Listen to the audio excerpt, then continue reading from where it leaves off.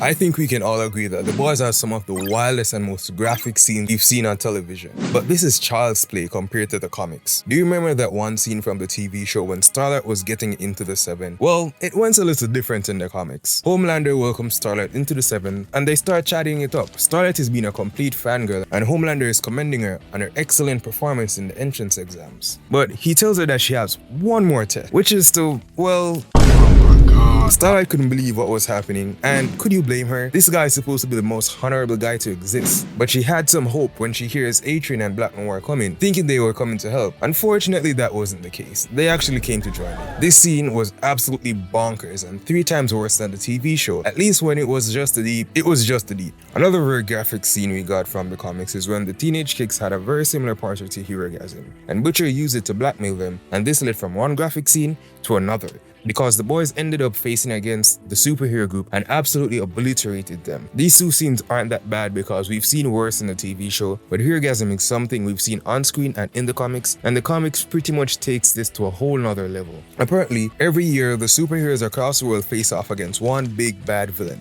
Except that's all a lie. They're actually meeting up to have the ultimate